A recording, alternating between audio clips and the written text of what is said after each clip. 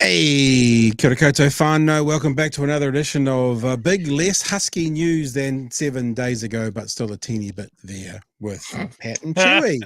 Kia ora, Chewy. How are you, love? Kia ora, Pat. What's cracking? Not much. Let's do what Bomber does. So the day in one word, Chewy, for you. The day was... Relaxing. Oh, nice. Relaxing. Oh, nice. You're going to do it back to me now, so we both get to do it. And in one word, Pat. No, I couldn't do it in one word. I wouldn't do it justice. What a stupid question that is, Chewy. I would say fine. Love another fine day. It's I know it's horrible because people from Dunedin constantly are like, oh yeah, they joke. It's like this every day. It's like this every day. It's not. And everyone's like, well, you get those people who are like, this is too good. Something bad must be about to come along. That's Dunedin people in the weather. So my Google Photos album reminded me this morning that this time 2 years ago, I was snowed into my house and nobody could drive up the street outside because it was snowing. So that's why we're suspicious. We've had a week of sun. It's fucking weird. What's going on? Dogs and cats living with each other, that sort of stuff. Yeah, my partner said to me actually, oh, what time of year do you think gets it we don't get any more frost on the ground? Because she's got a bit of a green is it green thumb, green finger, green thumb. And I said it's funny because normally in spring or autumn you get a snow dump. For some reason there'll be one cold front that comes through and you get a snow dump, and that's so I'm with you. I'm with you with that. Okay, we are going to be talking ferries tonight. Now, I know whānau, we talk about this a lot, and don't get out there the two little lovely right-wingers who are watching this with us and be like, no, we've had this conversation, because we thought we had a bit of an epiphany last night with the actual numbers. So we've got Labour MP Tangi Utikere coming on to have a chat with us about that very shortly. Of course, we are going to be having a look at the announcement today of a new monarch in the Kīngitanga Movement. Now, I'm not going to apologise because I spoke to 2 or 3 kind of profile Maori broadcasters and people today who were all very lovely and all said very kind things about coming onto the show, but they also said, I'm so tired after this week. So I just said straight away, we'll leave it. We'll catch you next week, when actually you might have a bit of, the dust has settled, you might then be able to reflect and look back on the week and give it some thought. So what we'll do is we'll watch some of the footage. There's a really good footage and package on TVNZ. So we'll definitely have a look at that. And also Verity Johnson wrote a piece in stuff.co.nz explaining how Luxon doesn't really understand his public role. And I thought, yes, let's just read that whole thing out and glowing it together. As a little preview of that, I want to show you a little video that's going around the internet at the moment, because he doesn't understand his public role. So this is on, let me just go and get it, because if you're not following this Stray Dog NZ Twitter feed, you definitely should be. So Nick, Stray Dog NZ, one of the best Twitter feeds out there. I often bookmark his things and then I forget about them because I'm an idiot. But if you haven't done it yet, you should all go and follow Stray Dog NZ, follow Nick, because his stuff's great. And he put a little package together. I'm assuming he either put it together or shared it, about the difference. We did that difference last week between Barack Obama talking about killing of a terrorist and Donald Trump killing a terrorist. Well, he's done that sort of thing, but with the leader of South Korea speaking to the prime minister in a diplomatic way, and what our prime minister did speaking to the leader of South Korea in what he thinks is a diplomatic way. Let's have a listen. Prime Minister Luxon, arrived around 11:20 a.m. and proceeded to the summit after a short welcoming ceremony where they greeted each other and highlighted the depth of the bilateral ties. And sorry to interrupt it, but because there's some audio podcast listing, I will read the subtitles for you for the leader of South Korea. New Zealand is a long-standing friendly nation that has fought alongside us in the Korean War and the notable sacrifices of New Zealand veterans became the cornerstone of South Korea's development. So that's pretty like New Zealand's sacrifice was part of the cornerstone of our nation being formed. I mean, has meaning. That's deep. That's like an abiding, lovely type friendship. And so our shared history. Our Prime Minister responded with, this is not a joke, by the way. It's not going to cut away to him going on a luge or something, although he could. This is his response to that very heartfelt conversation and welcome. It's a country best known to New Zealanders for the energy and the creativity of your K-pop and your TV shows. Yep. So, and when he signed the page, it says Prime Minister New Zealand. So he wanted everybody to make sure he knew that. So heartfelt, the sacrifice of your veterans. He doesn't say this, but I think about some of the historical bones that our country is built upon. He says, the world loves your K-pop and your energy and also your television shows. National 2026. So he enjoyed Squid Game. Yep. Fantastic. Yep. What the fuck? Like, I want to know if there was a Ministry of Foreign Affairs and Trade or our ambassador to South Korea just banging their heads on a wall. Well, he was reading it. He was reading it. Someone wrote that. Someone wrote in his notes, whether it was him or a PA or whatever, that he should definitely mention how much we love their K-pop after I think it's the president, isn't it, mentioned how much New Zealanders sacrificed so they could build their nation. Yeah, K-pop. Anyway. The disconnect. It's like Damien Grant is the gift that keeps on giving. Christopher Luxon is the gift that keeps on giving gifts to the gifted people who keep on receiving the gift. That's Christopher Luxon. Bless him. Bless his bald little cotton socks. I'm sorry. Bless his head polisher. Those two people who vote for National who are watching us right now.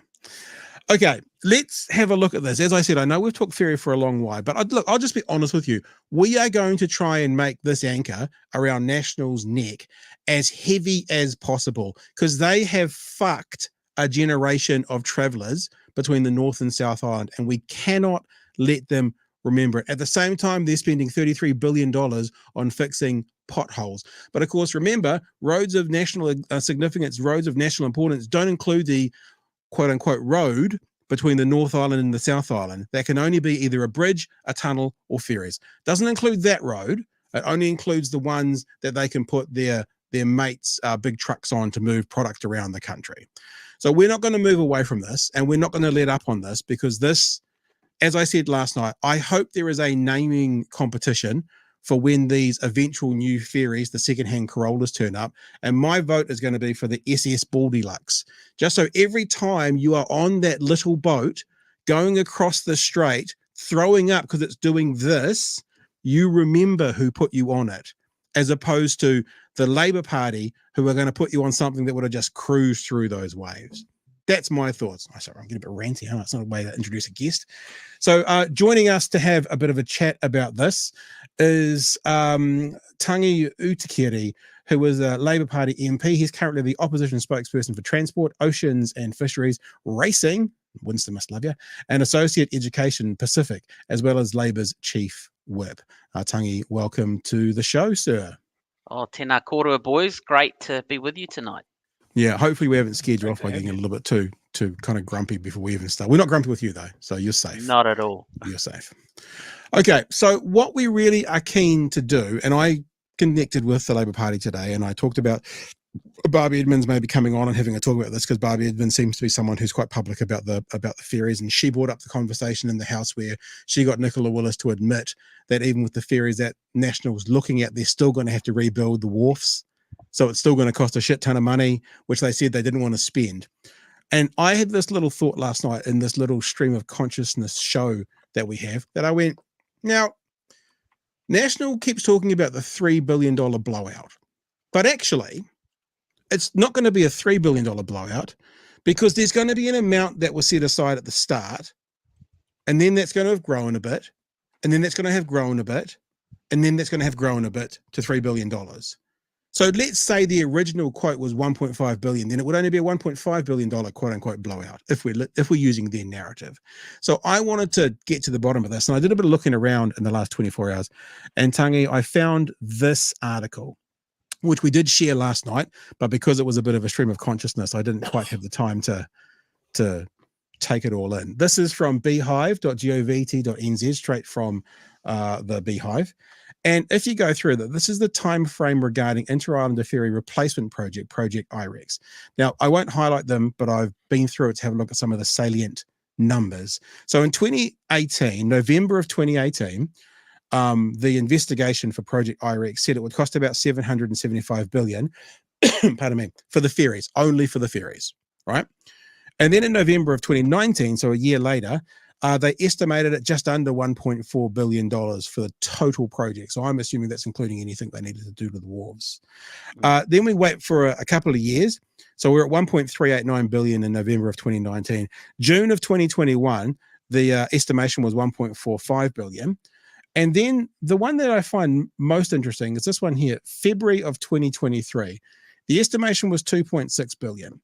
Now that number there, 2.6 billion, was February of 2023. So you got February, March, April, May, June, July, August, September, October. So that's 8 months before the election.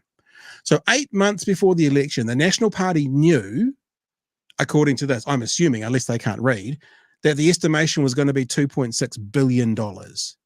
They never said anything pre-election like, okay, it's been set for 2.6 billion. If it gets to 2.601 billion, we're going to cancel it. They never said anything like that. One can only therefore assume that they were okay with 2.6 billion, because that was 8 months before they got into power. And then they get into power, and then in November, November of 2023, so just after they get into power, the estimation went to 3 billion. So that's $400 million more than November of that year. And then in December of 2023, they cancelled the project. Now, I'm sure I've oversimplified this, Tangi. I'm sure I've got some of this wrong, because it seems ridiculous that a government would cancel the Ferraris, as they call it, over $400 million out of $3 billion.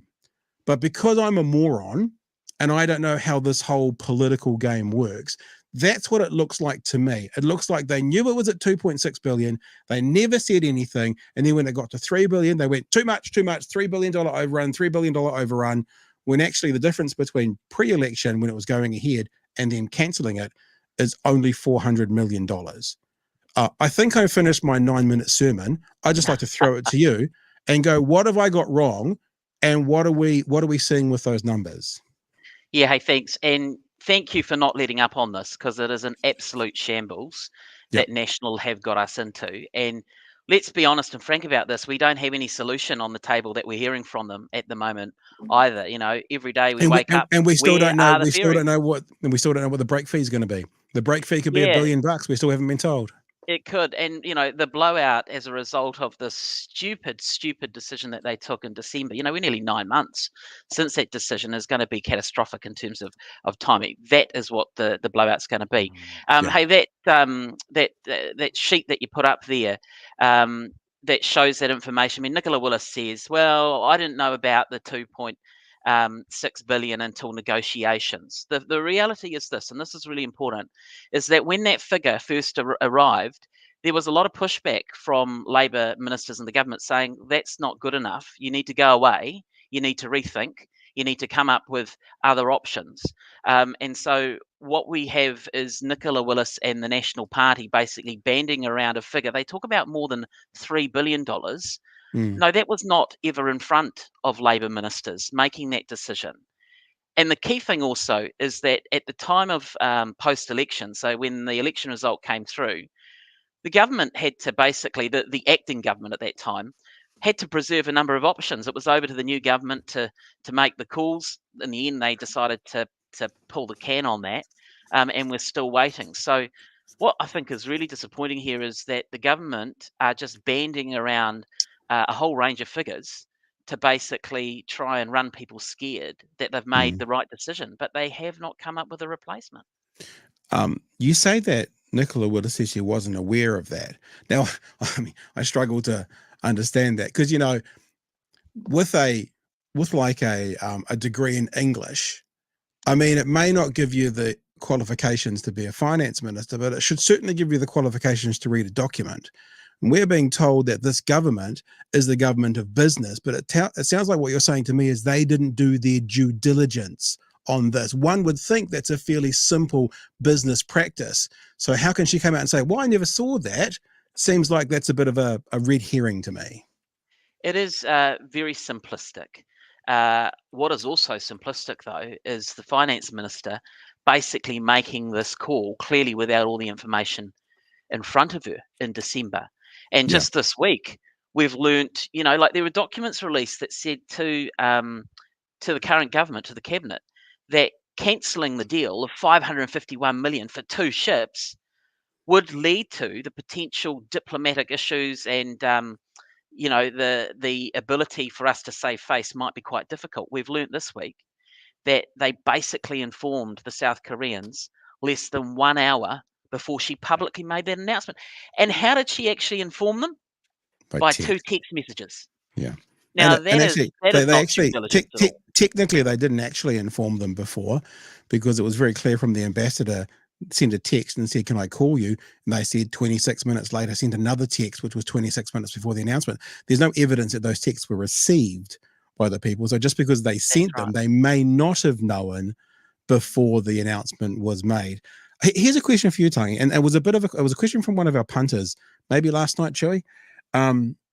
Is there any way, this is probably completely not the done thing, but is there any kind of back channel that Labor can be talking to these guys going, guys, just give us 2 years, we'll get ourselves back in and we'll sign it back up again? Or is that just gone burger, reputation ruined, there's nothing we can do about it? Well, I think there is something we can do. And, you know, Chris Hipkins has been calling on the current government to actually re-enter those negotiations to continue the work that had already been started with the build of these 2 ships.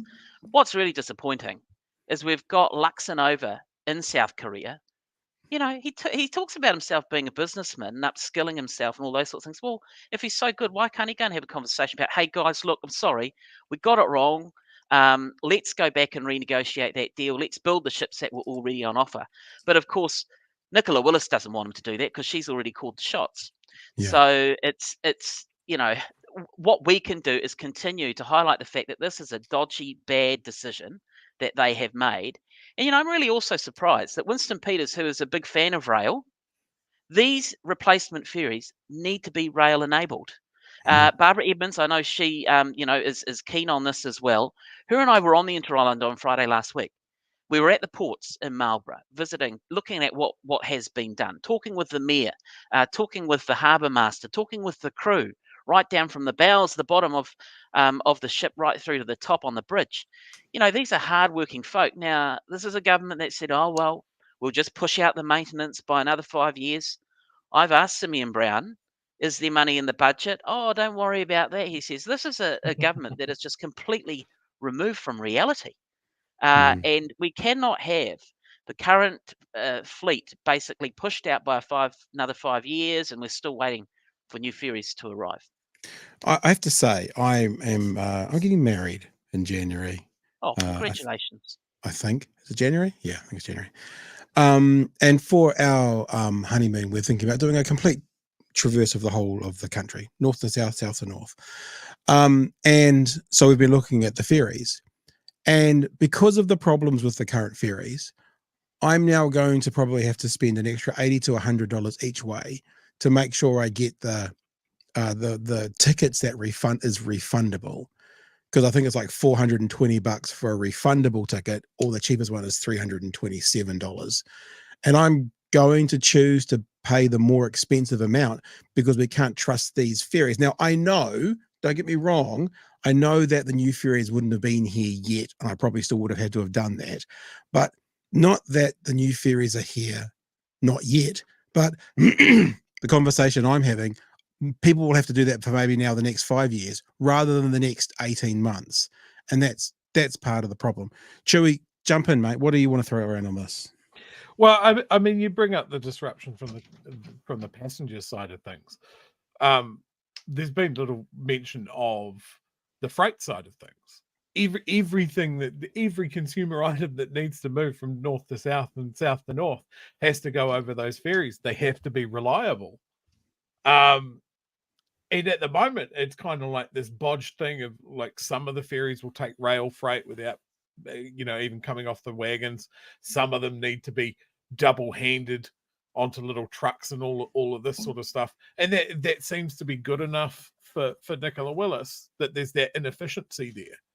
And I think this is what I noticed on those iRex, the iRex project, is this seemed to be a project that was really well considered from ground up from a future-proofing point of view. Like, these ships were much, much bigger, much more capable, much more environmentally friendly, and that years of consideration had gone into them. And then in the space of weeks, gone, nothing to replace them, no better ideas. This has to be what sinks this government more than anything else, is that they want to hold up their credentials as an infrastructure and business-focused government. And they've just failed on that, and then followed it up with an absolute failure of diplomacy with one of, I think it's our sixth biggest trading partner. Like, for our Prime Minister to go out there and potentially mend bridges, and instead basically name drop that Squid Game was great, is an embarrassment. It's an embarrassment. I don't want Labour or any of the other opposition parties to take their foot off the coalition government's throat over this at any stage. Yeah. Because this seems to be the exact example. Like, this is if there was a dictionary definition of how is National going, this would be the picture or the imagery beside it to kind of look over the whole year. If you had just one imagery for what's happening this year with National, it would be the ferries. And that's why we got to keep it in the front of the public mind, because it's this. There are lots of other things, but we're going to just keep making sure you remember this, New Zealand. Absolutely. And, anyone I talk to about the ferries, they just cannot believe that this is a government that has made that stupid decision without having an alternative plan. Now, okay, if they made the decision and they said, hey, guys, by the way, here is the plan that we're going to roll out, all right, we might probably have a look at that. But the reality is they've said, see you later, cancel the plans. By the way, we're going to continue to run the existing fleet. And Pat, you talk about, your holiday options there. There is going to be more disruption because there is going to need to be an increase in maintenance. Everyone accepts that. If these ships were coming to the end of their natural life, now pushing them out by another 5 years means they're going to have to go to the dry dock in Singapore. They're going to have to be out of circulation. Timetables are going to have to change. There are going to be issues that just crop up as they do with maintenance as things age.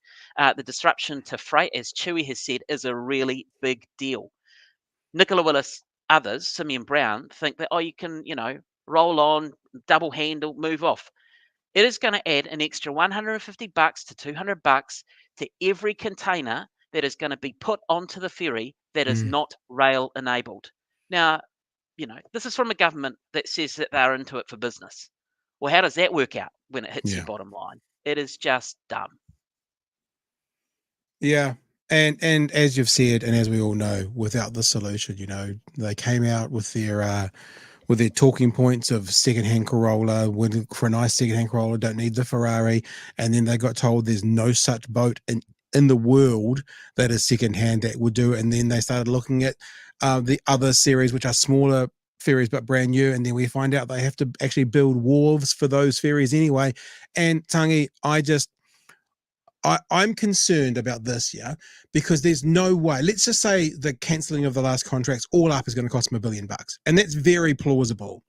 That means they have to basically spend only $1.5 billion, because that would then be $2.5 billion total, to come in under $3 billion. They're not going to be able to do it. So we are going to end up with a lesser product. The quote unquote second-hand Corolla, well, it won't be second-hand, but we'll be paying for the Ferrari. And it's just I just don't understand. I mean, Chewy uses the phrase often, these economic vandals, what they're doing, what they're allowed to do. And you know, we talk about the idea of how do we make this a one-term government, and it's a very unlikely scenario statistically, but you know, these guys are giving us as much chance as any to maybe see a one-term government. That's what we think, at least. They absolutely are. I mean, the prices that will result as a result of the decision that they've taken are just going to skyrocket. This is going to be more than $3 billion. We have no idea how much the break clause is going to be. It could be $500 million, could be $1 billion. Who knows? And they're pretty silent on that, by the way. Then you've got the cost of the actual new ships to build them. And bearing in mind that $551 million locked in was a pretty good deal at the time. Yeah. So the price there is going to skyrocket. Then you've got the ongoing costs. If you think about maintenance, you know, it's been bandied around $68 million a year in maintenance costs for the current fleet. Now, people haven't been talking about that in this equation. So it continues to increase, and let alone the reputation. I mean, if you do business with someone who is going to do the dirty and cancel a contract on what was a good deal, you know, you think twice about going back and doing business with them. So the reputation stuff there is a real risk, and it's something the government's not taking seriously. Yeah, and this is the concern I was going to mention a second ago, is that because they're not going to be able to get it under $3 billion, what are they going to hide? What are they going to try and push off to the private sector? Like, I understand when Barbara Edmonds finally got out of Nicola Willis that they're going to have to upgrade the wharves for the ferries they're looking at. Nicola Willis said, correct me if I'm wrong, yeah, but we won't be paying for them. Excuse me? So they're already going to at least partly privatize the building of them. So that basically means now for them to quote unquote save face, they're going to have to play the shell game like they've never played it before. And again, it'll either mean we get crap quality, we get lied to, or all of a sudden we have, you know, Nicola Willis said it this week, we have no intentions this term for asset sales, or we're going to lose as a country. That's my concern. Yeah, that they're going to basically make bad decisions for the country to save their own personal face. That's my concern. Rather than being fucking grown-ups and going, we made a mistake, mea culpa, let's fix it now. They're not going to do that. They're going to make bad decisions so they don't look like the bunch of twats that they really are. I'm sorry, that might be political terminology you're not used to, Tangi, but that's what we do around here.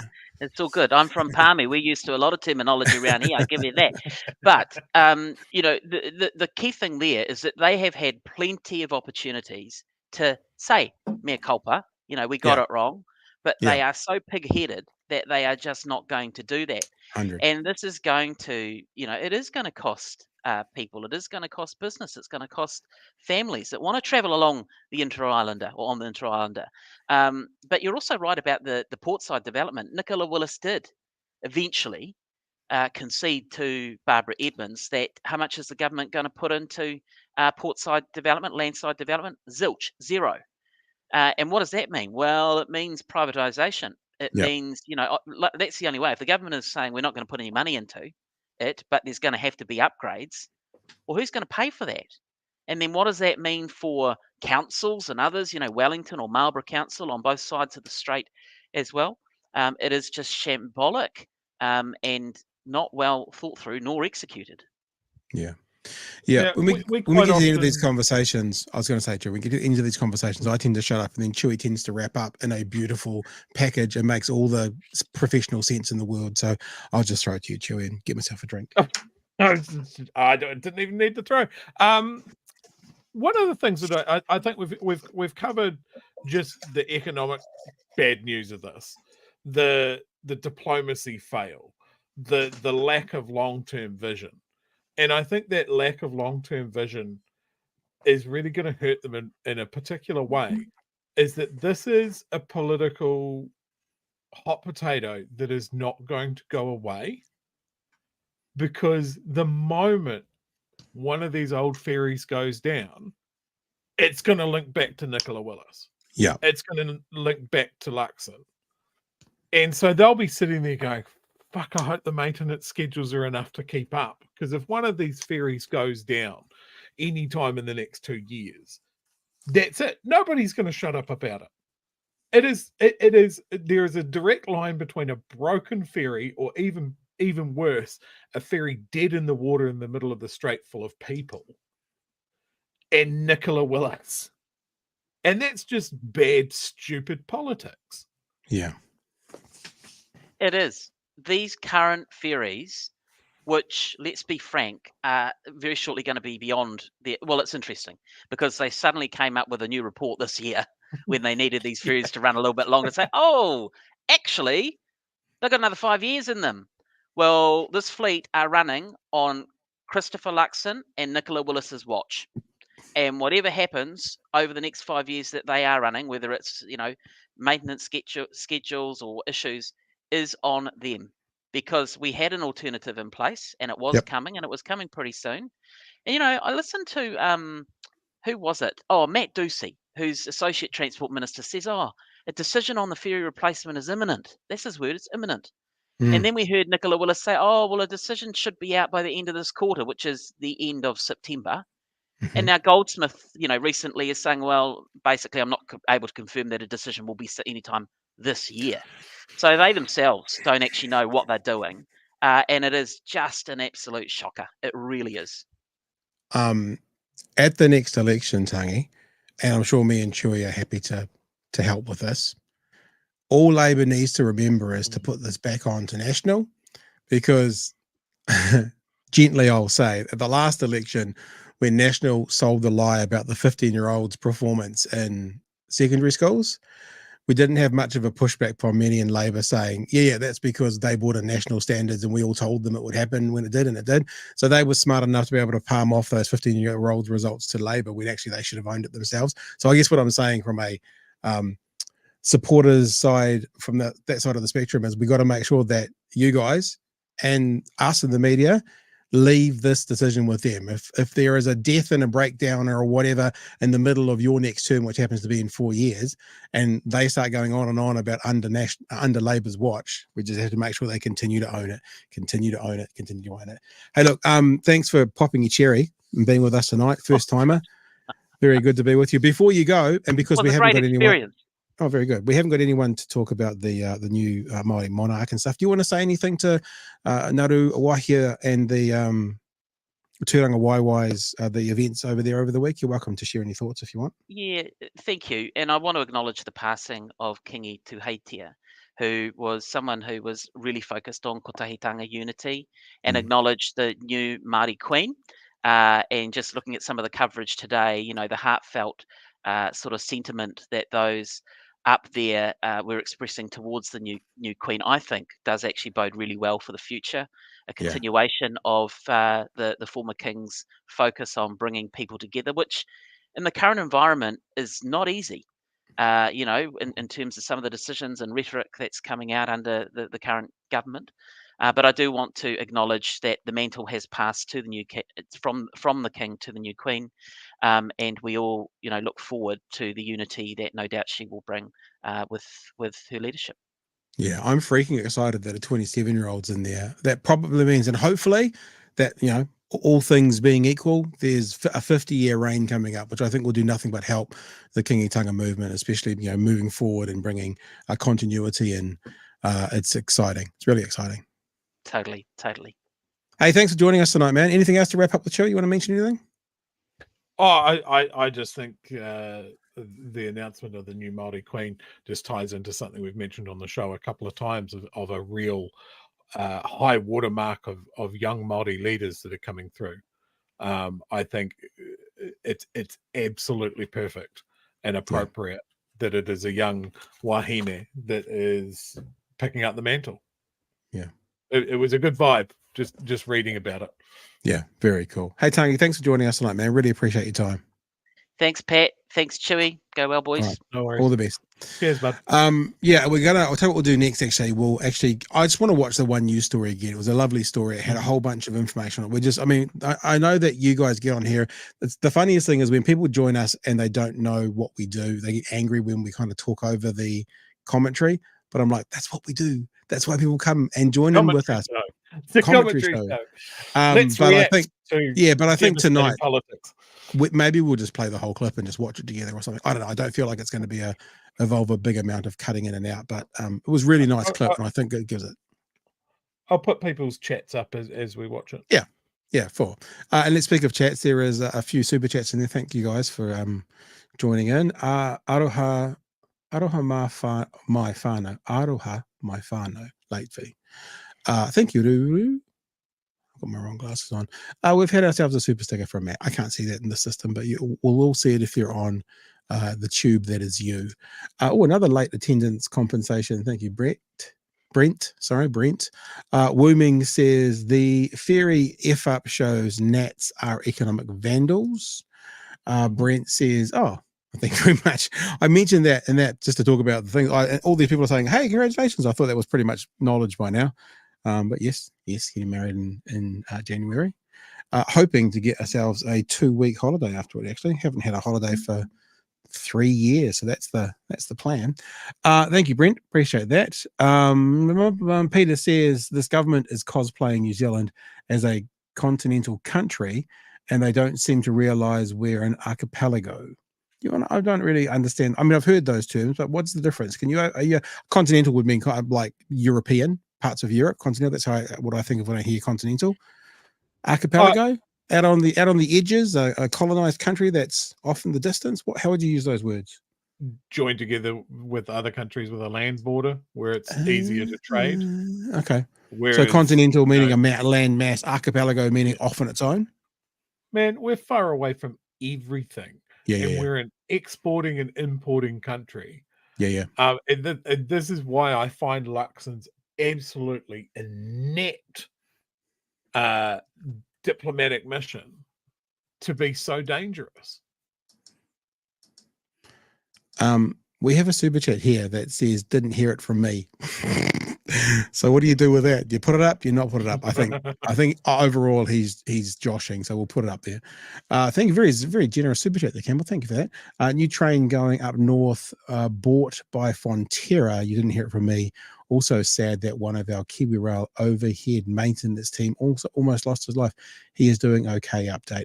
Is this one of the people that got electrocuted? Exactly. Happened. Good to know, Campbell. If he's doing right, keep us updated with that as well. Tawhiri says more privatization means less democracy. That's why private is the antithesis of public. You can vote for a politician, but you can't vote for a CEO. What about when the politician is a CEO? No, I get what you say though. And it says maybe we could build a bridge out of Lego. I like that idea. That's a very cool idea. And finally, sorry, there you go. I know you all need your dog porn. Finally, did you all hear Trudeau's party lost their majority in the Canadian Parliament as NDP ripped up their confidence and supply agreement with them? I am not over that. Are you over that, Chewy? No, to be honest. I know that Trudeau has been basically swimming upstream for quite a while now. The trucker protests and anti-COVID stuff was big time over in Canada. And I don't think he's really been on the front foot ever since. So, yeah, I'd say their next election, his party's gone, and that they will swing to the right as well. I'm actually surprised he's lasted this long. If you look around the world, what's typically happened is those that were in charge during COVID are gone. That seems to be the case. And even though it looks like, it's people are talking about swinging to the left, swinging to the right. What seems to be happening is countries are looking for change, and those that were left leaning have gone right. They've changed. Those that were right leaning, UK, for example, have gone left. Now, where that theory is a little bit scary is America, because if that was going to have change, that would swing back towards Donald Trump. So it'll be interesting to see what happens here. About 62 days, I think, Chewy. Maybe should we do a road trip to America and do some shows from over there? You down for that? Hey, patrons, let's do a road trip to America. While it's out. Is there anything else you'd like to get to in the chat there, Chewy? Because the next to come up is going to be... No, I think you've covered everything there. I got all the ones that were starred. All right, let's go to TVNZ, eh? Because this was their lead story at 6 o'clock.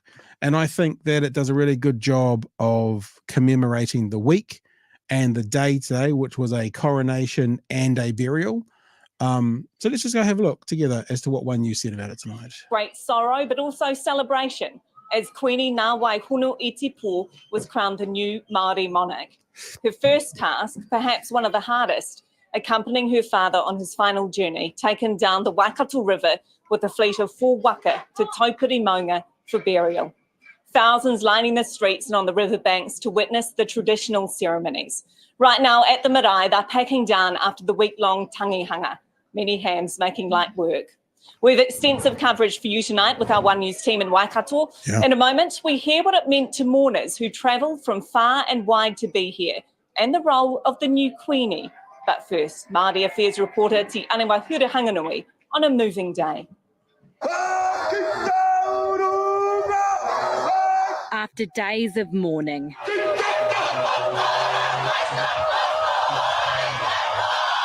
the grueling last steps. Tainui's sacred maunga stood waiting. Kīngi Tūheitia's beloved rugby league clubs are the pallbearers bearing the weight of grief, carrying a king who carried the Kingitanga. But his final journey began back at Tūranga Waiwai. Hey Queenie! Hey Queenie! As the new monarch was revealed. Ko te Arikinui, Queenie, Ngā Wai hono I te pō. The king's daughter and youngest child. The Queenie, the youngest monarch, being anointed to service. But it's the king's service that's brought many here today. Outside they waited in their thousands. A guard of honour from the Defence Force and final farewell from the king's descendants. While the waka were getting ready on the water, the people reflected on their grief.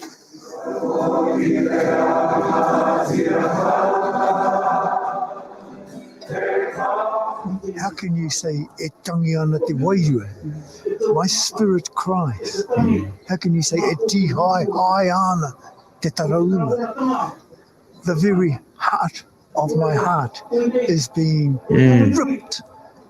That wairua, that spirit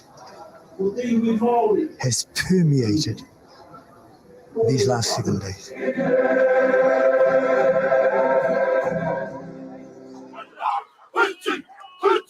As the hearse made the slow procession towards the water's edge, his mourners were standing ready. We are waiting for the waka to come down the awa and go up to Taupiri and be a part of today with everybody. To see part of history pass beneath them. Oh, it's sad. It's all I can. But it's, in a way, it's brought us together even stronger, I think. The king guided by a 4 waka fleet, Tātahiora carrying him along the river, the new queen with him. The waters of the Waikato gently delivering him to the base of his maunga, Taupiri Maunga, step by slow step, carried to the mountaintop to be with his mother, his father, and the very first Maori king. Kīngi Tūheitia pō tatau te wherowhero te tuawhitu, now resting with his tupuna, e te kingi moimaira.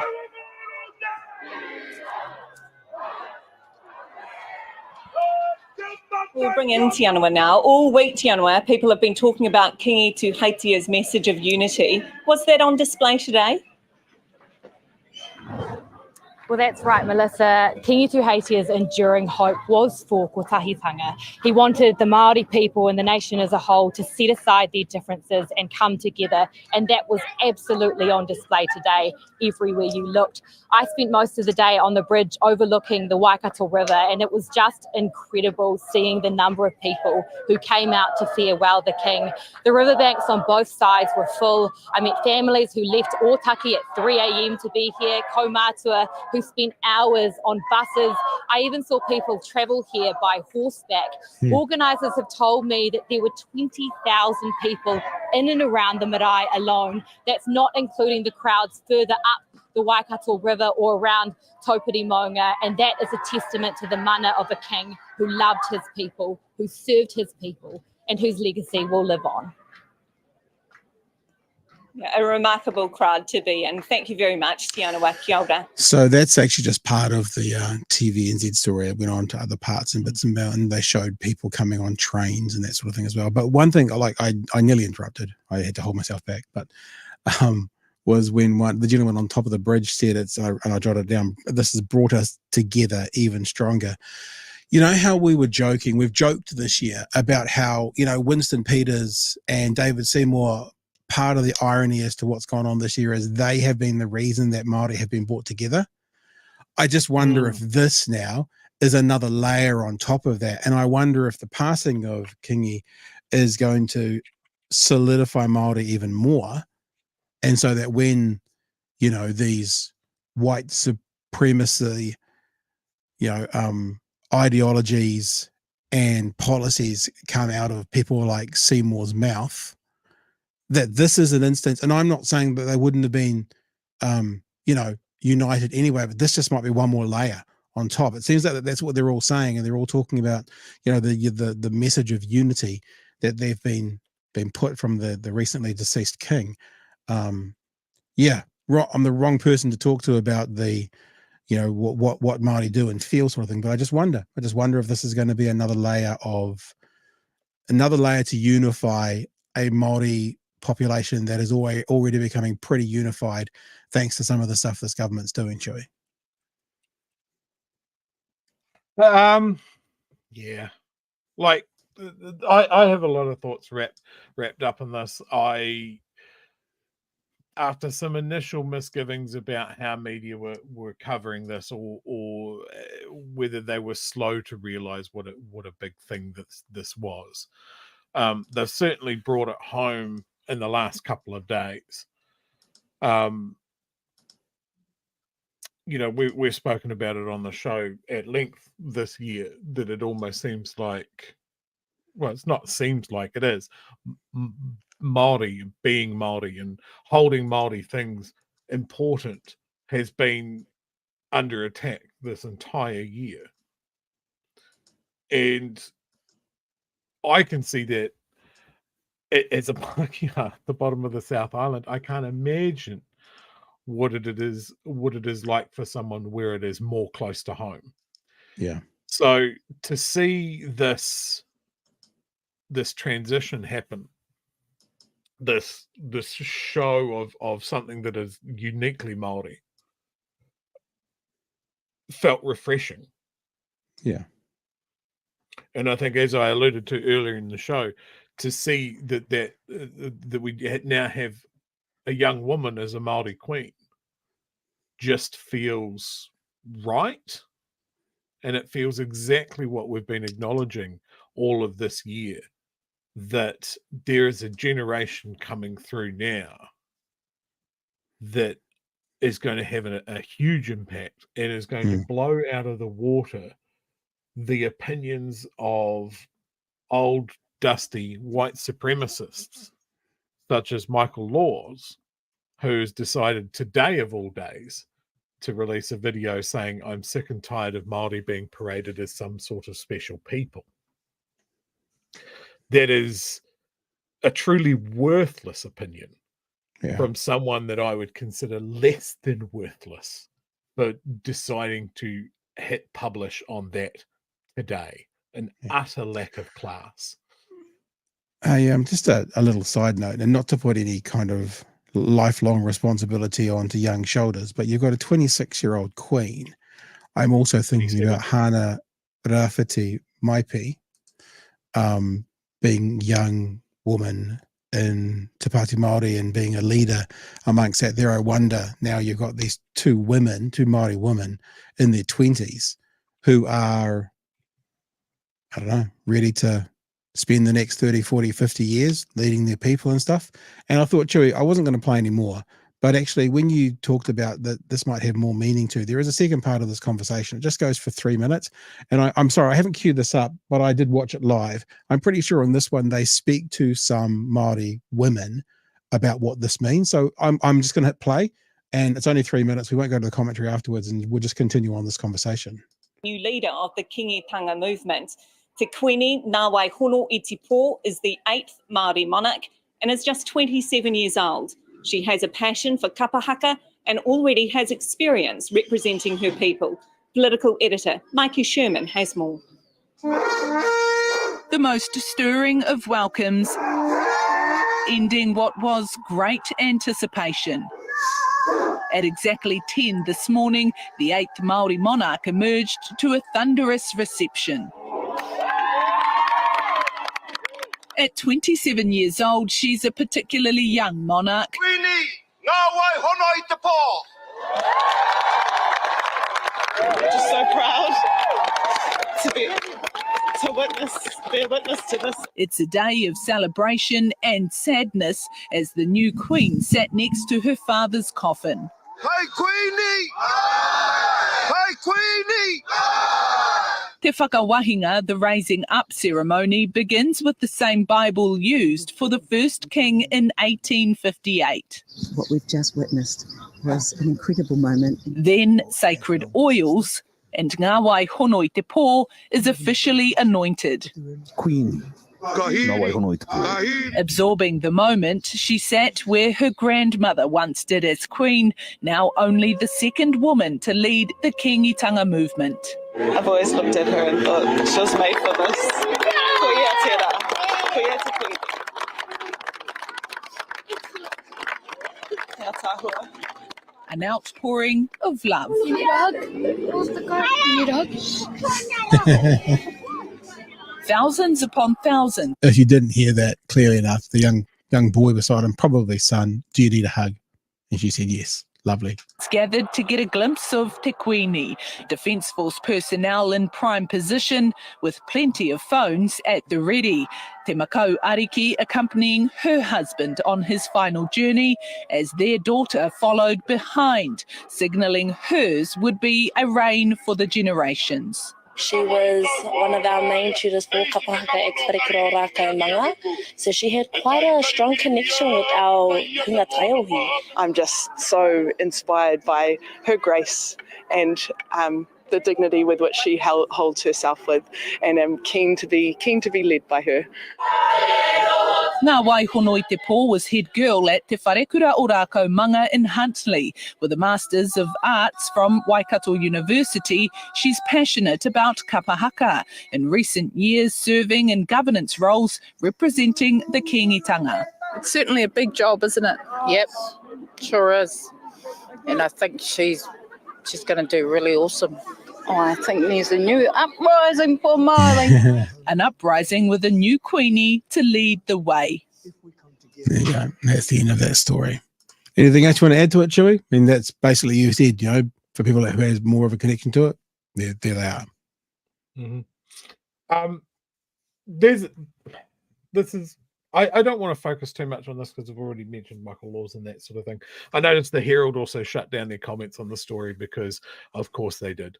Once again, the Herald's social media team shows more class, empathy, and conscience than the people that leave comments in the Herald stories. Yeah, but I mean, hang on, just to be clear, the Herald has fostered that audience that would lead those comments that they now need to block. So let's not give them a congratulatory backslap without going. You are the festering comments.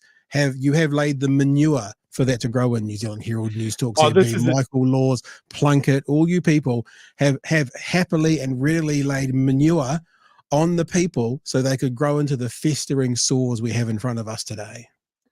This is very focused praise for purely the social media team of the New Zealand Herald. Nobody else.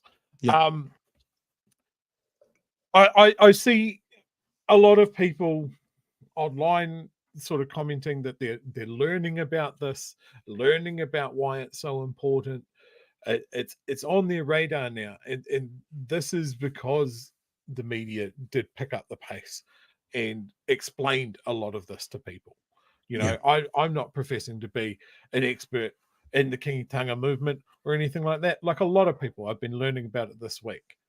And that, I think, is the cure to a lot of this ugliness that we're talking about. Is it's ignorance. You know, we've spoken about whether it's willful ignorance or just unconscious ignorance, but it's education and learning about stuff and learning about something that is uniquely of this place. That's what makes it special. Yeah. And I don't have a connection to Maori culture any further than the fact that I was born and raised in this country. But I looked at that footage and I was like, yes, this is important. This is wonderful. And those emotions of like the image of her sitting there for the ceremony next to the casket that her father is in. And I'm just like, the maelstrom of feelings that must just be going through someone at that point is indescribable. Like it's a wow moment, and the weight of history that must be on your shoulders at that moment is phenomenal. Yeah. It just reminds me as well, Chewy, and I do, kind of in a cheeky way, I do feel like you and I, on some level, have sort of been adopted by some Maori around us to be involved with what they do, like their wee South Island gingers, and it's lovely. You know, it's lovely to be asked. Before you finish, sure. I just want to shout out to, when I was up in Wellington, I went to a protest outside the local government conference up there, and a friend of mine and a friend of BHN was there with me, and I was referred to as her assigned Pākehā. And that's kind of what I feel like when I think about all our Māori listeners that are very generous, pointing out where we've got it right, where we've got it wrong, and just being very tolerant with us and that sort of thing. I feel, chat, that we are your assigned Pākehā. So I thank you for that. Yeah, and it's I mean, on some level, like I was talking, not to get too philosophical about this whole thing, but on some level, what Chewy and I do is really unimportant. Like I was talking to someone the other day that works in a supermarket and who was a little bit down about life and like about what they do. And I said, you know, when the zombie apocalypse happens, what I do, what me and Chewy do, is not needed. When the zombie apocalypse happens, no one needs to know my thoughts and feelings on the latest policy of the government. But someone needs to be fed. So, you know, I get that what we're doing on some level sort of means nothing. But then on another level, it creates community and we build and stuff around us. And the idea of getting to learn and know and be involved with and be welcomed into, and also to be able to represent from our perspective more of the Māori world. Now that sounds weird, but I'm saying from our perspective, meaning we get to open doors for the experts to come and talk, or we get to share our perspective of morons trying to just get on with life. I have a friend who used to work in kind of the world of parenting advice, and he used to always say, I'm just a beggar trying to show other beggars where to find bread. And I feel like that a lot. And I think about that a lot because there's nothing that I'm Chewy, I don't mean to talk you down, but I feel like there's nothing that we do that's special. There's nothing about us that's special. We're just beggars trying to help other beggars find bread. And when we're talking about Māori issues, Māori in our lives and who are part of us and who have welcomed us in, they're actually the bakers of the bread. You know, they're the ones who, they know the bread, they know the recipe. And we're just beggars trying to show other beggars where to find bread. And it just, I haven't thought more than, I've said this a couple of times on the show, but I feel like if you don't accept as a New Zealander that the Maori story is a part of your story, then you're not a New Zealander. Like, I feel quite closely to me. I always joke, look, I'm Celtic. You know, I'm so white, I'm pale blue. You know, but yeah, and you're even whiter. But I feel quite close to the Maori story because I feel quite close to New Zealand. And the Maori story is an integral part of the New Zealand story. So if you're of this country, then it feels like, and I probably am the wrong person to say this because I'm not Maori to be able to offer this story to all of you. So I'll just tell you how I feel. I feel like the Maori story is a part of my story, even though I'm pale blue, because I'm of New Zealand and the Maori story is of New Zealand. And I feel like the people who say things like Maori aren't special and put up a post about it, they're revolting scum turds to scrape off the bottom of your shoe, but actually, maybe more importantly, is they're missing it. You're missing it. You're missing what it means to be a New Zealander, because there is only one thing really that's unique about this country, and that's the Maori culture. Really, that's the only thing. I mean, yeah, Australia, they play rugby. South Africa, they have, Christmas on the beach. You know, there's all these things that we look to be in New Zealand. The one that's really unique is this Maori culture. So if you're not a part of that, or if you don't want to have that as a part of your story, then you're not a good New Zealander and you're missing out on possibly the best part of New Zealand. And so I actually found watching that quite emotional. And even though it's not, but, I could feel it. I could feel the weight of it, even though I'm like, there's nothing in my blood that would connect me to that, but there is something in my story that would connect me to that. And so I feel it. I feel it on some level. Sorry, Chewy. That was wonderful, Pat. I think this is why I fight so hard against these things that sort of downplay Māori as not being important or too difficult, or there are more important things to concentrate on and that sort of thing. People getting angry about signs, people getting angry about news presenters with moko, people getting angry about te tiriti or the treaty or that sort of thing, is that it is important because this is the only place that it is. Yeah. If Michael Laws is unhappy with Māori being special in New Zealand society because of the specialness of them being the first people here, because of the specialness of there being a written document between colonial powers and indigenous people, which, let's be fair, in the colonized world is unusual. It is, by its definition, special. Then Michael Laws is free, very much free, to go to any one of the hundreds of countries where Māori aren't. He can go back to England. He'd be one of God's chosen people. I don't care. Michael Laws doesn't matter because he is of the past. Yeah. And I think that's what scares these people, is that they realize that they are of the past and they completely lack the power and the character to do anything about it. All they can do is spit bile. And I don't stand with them. I won't stand with them. I know who I'll stand with. Yeah. Yep. Listen, we were going to talk tonight.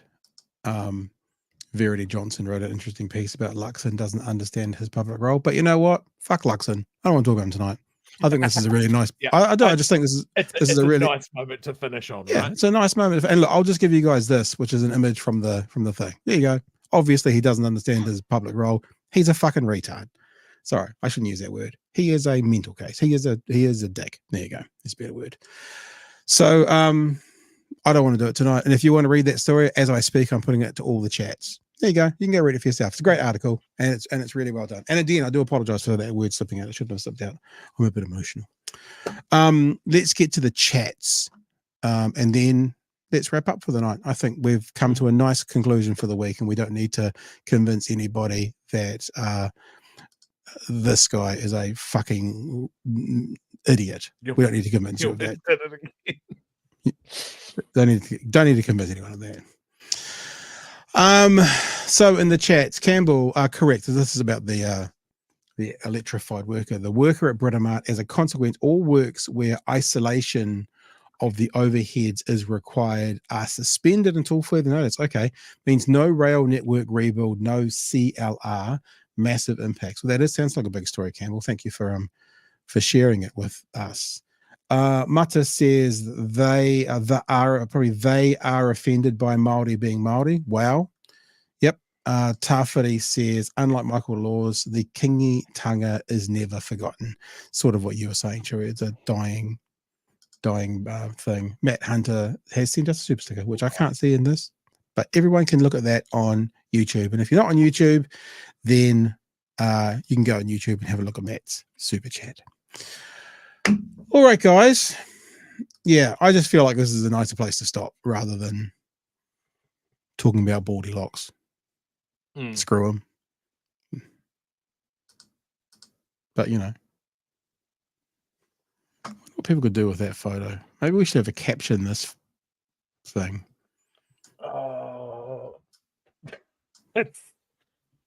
Yeah, I'll work on it. I mean, it's the gift that keeps on giving.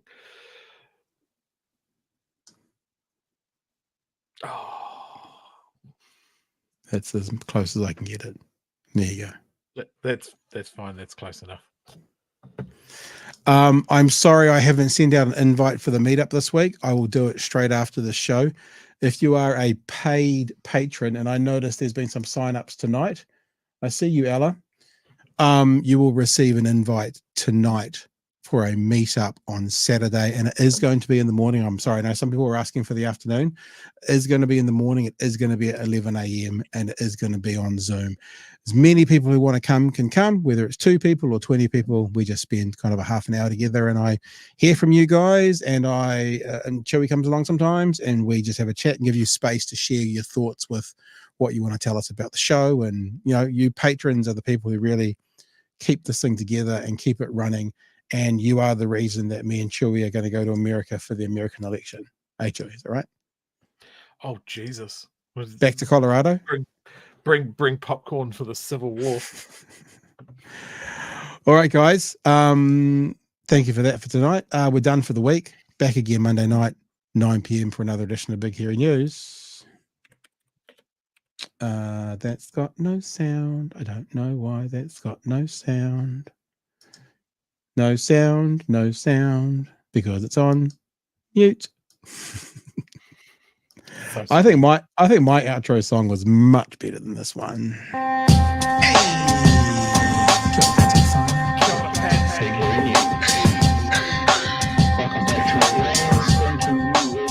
Help us settle a debate, whether it be thoughtful or funny, even if we're all creatures of hate. It's a fine line that we're walking together. For better, push aside the temptation to berate. Let's take a note of the corners we stand in. As many points as the hairs on my chinny chin chin. When the news that we're watching is hairy, knowing all the things that we need to be wary of. Like the rich have the hand out for rewards, while the many have to work out what they can afford. And the rest of us aren't paying attention, or maybe have questions we're too worried to mention.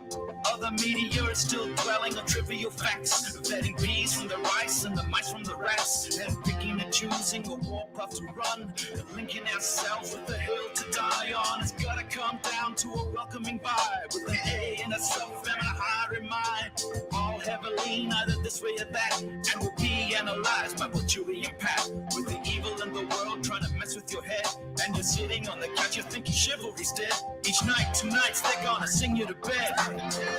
It's big hairy news.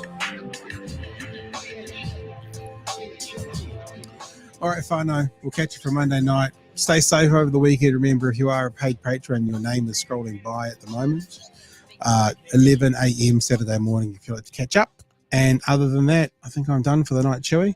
And I will say see you later. See your patrons on Saturday morning 11, and see everybody else Monday night from 9 p.m. for another edition of Big Hearing News. Over to you, Chewy. Final words. Chewy's final words. Thanks, folks. Really appreciate your lovely comments in our last story of the night. Have a great weekend. I'll see you next week. Yeah. All the best, team. See you soon. Love you.